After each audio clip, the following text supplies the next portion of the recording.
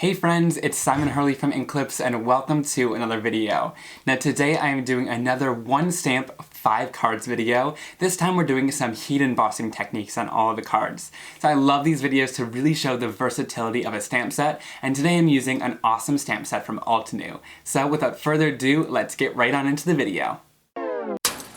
Okay, so for today's cards, I'm using the bold floral drape stamp set from Altenew, and I love the big 6x6 background inside of this, as well as the awesome solid flowers that can fill it in.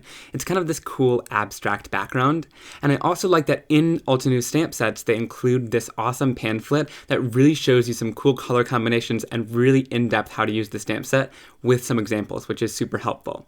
So for this first card, I'm just taking the background and lining it up in my MISTI, and this is going to stay in my MISTI for the whole time.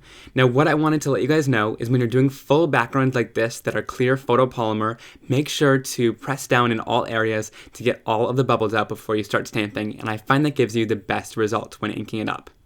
Now for this first card, I'm going to be heat embossing the background and the flowers, and the only thing that's going to be left is the leaves. So that's why I'm doing it on a piece of green cardstock.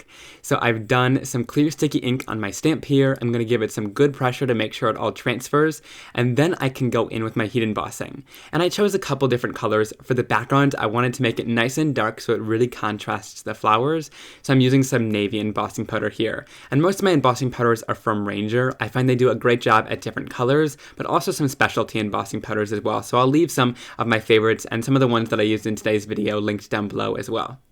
So then I also like to heat emboss from the back of my cardstock, especially if it's larger solid areas like the flowers that we're doing today. It just gives a little bit of a smoother effect and doesn't blow any embossing powder all around.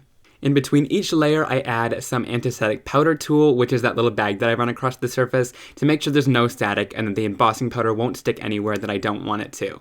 And then I take all the little flower pieces and start stamping them in, and I'm doing each kind of separate flower in a different color as well. And then I made a little bit of mistake here, but I just re-stamped them and covered up the embossing powder that I messed up on.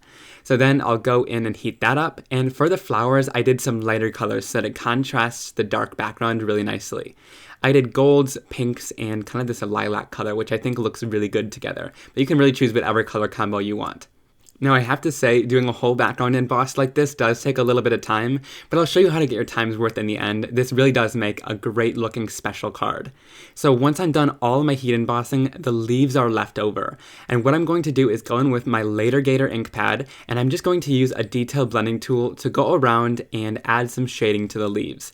Now you could totally leave it how it was, but I wanted to add a little bit of depth and dimension, and adding a darker green color around really helps give some shading to the leaves and make it stand out.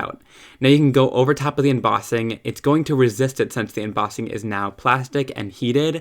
So then all I need to do is just wipe off the ink at the end, and then it'll only be filled in the areas where you want it to. So this is a really great way to go in and add some awesome shading in there. So don't be afraid to add some ink.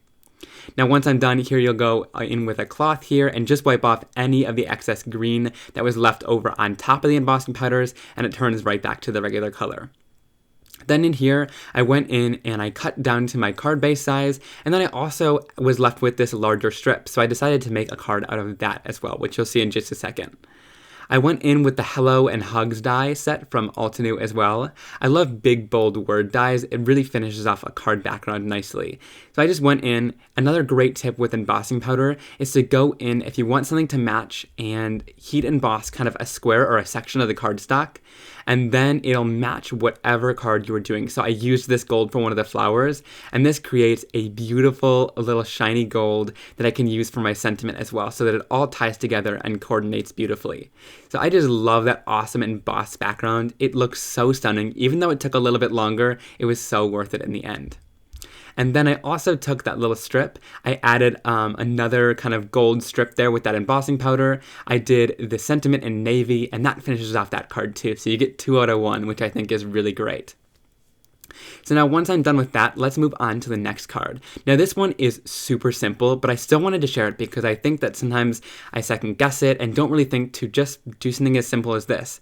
And this is for a really great tone-on-tone effect. Now sometimes when I'm stamping with ink, it doesn't give that wow effect that I want it to, and sometimes the ink color isn't dark enough to give a nice bold impression. So if you don't have an ink color that matches your cardstock perfectly, go in with the clear sticky embossing ink and then lay down some clear embossing powder powder. Now I know this is so simple, but you know, sometimes I don't really think about it, but clear embossing powder does some really awesome stuff on a colored cardstock. So this is, I think, Prickly Pear cardstock from Gina K. I just love the color of it. And then I'm going to go in on the back again and heat emboss this, and it just turns to a beautiful darker tone of that color. And I also love the shine that it provides as well too, so don't underestimate that clear when you want just a simple background. And then it also just really helps to intensify some colors. So for the sentiment, I die cut the Hugs die cut and did some clear embossing on the black there too. So this makes for a really simple card, but if you want something quick and easy to do, I can see even mass producing this. It is so simple, but yet beautiful. Now for the next card, we're going to do some more heat embossing here. I just love embossing because it's so great for different techniques. Here I'm going on my stark white cardstock with some clear embossing powder again, and just going to quickly heat set that. And again, I do it from the back just to make sure that I get a nice smooth heating and that no areas are going to be missing of the embossing powder. Now this technique is right up my alley. I'm going in with my inks here. I'm going to do a really bright and colorful ink blended background, and I went in with some of the new 6 colors as well as some of the original colors to really create a beautiful rainbow with lots of variety in it.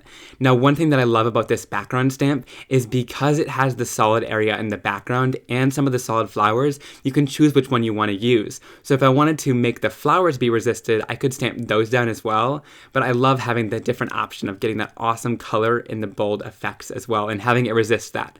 So that clear embossing powder is going to resist any ink that we put on top as we create our beautiful ink blended background. But this is such a bold and stunning card. I just love how playful and colorful it is at the end. So I went in with, let's go down the colors here. I went in with Psych, Slip Ruin Wet, Bee Sting, Triple Berry, Clear Skies, and then to finish it off here, I went in with some Tropical Tango. And I just think all these colors together make new colors in between, but just create a beautiful rainbow blend in the end. So once I'm done with that, I want to wipe off the surface of that white embossing powder to make it nice and clear and shiny again, super bright white. And then I'm going to go in, and since I can't help myself, my inks are reactive with water, so I'm going in with just a little bit of water and spraying it on the surface to get some awesome texture in there as well. And that finishes off that card. I just added the Hello die cut with that black shadow, and I think it looks absolutely stunning. So simple, but yet so colorful and beautiful in the end. Now for this last card, I'm doing something that's really up my alley as well. We're going in with some of my inks and doing some kind of rock and roll stamping. I think that's what it's called. I'm going in with a lighter color, so there I went in with Over the Moon, and then I'll bring in some darker colors and roll the color in on the edge. So here I'm coming in with Guppy, which is a darker orange color, and rolling that on the edge of the stamp, and then Bee Sting to finish it off, just touching the edge of the stamp. So not going flat, just rolling on the ink pad, and it gives that beautiful effect. And then I can stamp it right down onto my surface. Now another way to do and add that darker color is using a sponge. That can add it a little bit lighter on, because this does give a nice harsh bold effect, but I love the look of it in the end. So then I'll go over with my clear embossing powder. One thing about my inks, and lots of inks on the market, is that they don't really dry right away. They'll sink into the surface, so you can't really smudge them. However, embossing powder will still stick to that. So if you throw some clear embossing powder over top of it, you get a really awesome effect. So here I'm going in with more shades of blues and purple, and then I'm going to stamp that kind of all around and build up a floral scene around the card. And I won't make you watch all of that, but every time I did a flower, I covered it with clear embossing powder, and then I'm going to heat it all together at the end, so I'm not heating different areas at one time. So then once I'm done with that, I'm going to heat it all up. And one thing that I love about the clear embossing powder when you're doing it with these flowers and colors is it really makes the color shine and really intensifies it as well. So you can see, since that clip, it really intensified the color with that awesome shine.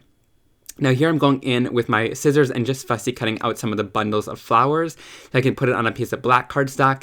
And then I went in with my encouraging word sentiment that says, "You make me smile," and just finished that off. I think that really finished it off nicely and gave an awesome contrast from the black cardstock.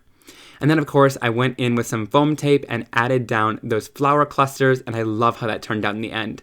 It's so much fun to have those individual flowers and the whole background, so you got lots of options and choices with colors. Alright guys, I hope you really enjoyed that video as much as I loved creating it. Leave a comment down below which card from today's video was your absolute favorite and which technique you liked the best. I always love hearing that down from you in the comments. And if you liked the video, please give it a big thumbs up. Be sure to hit that subscribe button so you never miss another crafting and card making video like this one. And also if you want to go shopping, all other product links are linked down below for everything that I used in today's video. Alright guys, I'll see you very soon. Bye!